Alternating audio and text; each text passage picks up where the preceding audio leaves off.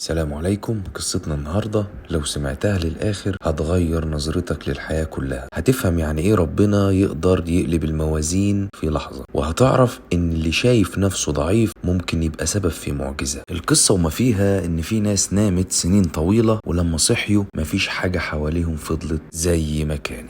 تعال اقولك القصة اللي ربنا ذكرها في القرآن واللي لحد النهاردة الناس مش مصدقة اللي حصل فيها فعلا. في زمان قديم كان الظلم مالي البلد، والناس في الوقت ده كانت بتعبد الأصنام، واللي يعارض كان مصيره معروف. لكن الغريب إن كان في وسط كل ده كان في شباب مختلفين قلبهم كان مليان إيمان ومؤمنين بربنا جدا ورافضين يمشوا ورا الباطل. حاولوا إنهم يقاوموا ويغيروا في اللي حواليهم، لكن الرفض كان خطر جدا. فقرروا إنهم يهربوا بإيمانهم وسابوا الدنيا وسابوا أهلهم وراحوا قعدوا في كهف بعيد عن الناس كلها، يمكن يلاقوا فيه راحة أو يلاقوا فيه ربنا. دخلوا الكهف ده وناموا، لكن مش نوم طبيعي ولا كان نوم عادي، ده كان نوم مفهوش أحلام ولا في إحساس بالوقت. الشمس كانت بتدخل في الوقت عليهم كانت بحساب، ما كانتش تلمسهم ولا تأذيهم. وفي الوقت ده كان معاهم حيوان، كان كلب، كان نايم على باب الكهف حارسهم في صمت وما كانش بينام ولا كان بيأذيهم. عدت سنين وسنين وسنين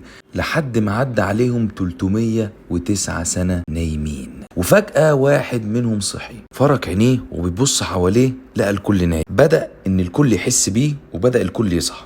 بدأ إن هم يكلموا بعض في الوقت ده وبدأ يسألوا بعض احنا نمنا قد ايه؟ هل يوم ولا نص يوم؟ الجوع بدأ يظهر عليهم، فقرروا يبعتوا واحد يشتري أكل بس يخلي باله عشان لو اتعرف ممكن يتم اعتقاله. نزل الشاب في الوقت ده المدينة، وهنا كانت الكارثة بالنسبة له.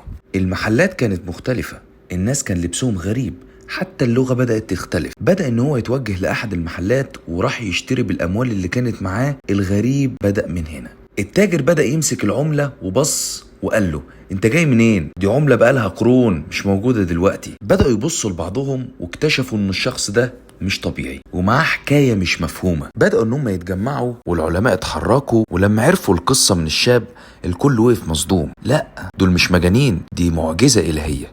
الملك بنفسه راح الكهف، لكن أصحاب الكهف رجعوا للنوم الأبدي لأن مهمتهم انتهت، واتدفنوا هناك. واتبنى مكان باب الكهف مسجد، وتحولوا من مجرد شباب هربوا بإيمانهم لرمز خالد للإيمان والثبات والمعجزة. العبرة من القصة إنها مش مجرد حكاية، دي رسالة من ربنا إنك حتى لو كنت لوحدك الحق مش بعدد اللي حواليك، إنك ممكن تكون بسيط بس ثابت، فربنا يخلي منك آية للناس. أصحاب الكهف ما كانوش علماء ولا ملوك، كانوا شباب زينا بس اختاروا الطريق الصح. والسؤال هنا ليك، لو كنت مكانهم كنت هتختار الراحة ولا هتختار ترضي ربنا مهما كان التمن؟ يا ريت تكتب لي اجابتك في التعليقات، وحاول تدعمنا بلايك وسبسكرايب للقناة عشان نقدر نوصل لأكبر عدد من الناس، وتقترح لنا ايه هي القصص اللي حابب تسمعها الفترة الجاية. كنا معكم في دشمة السرية.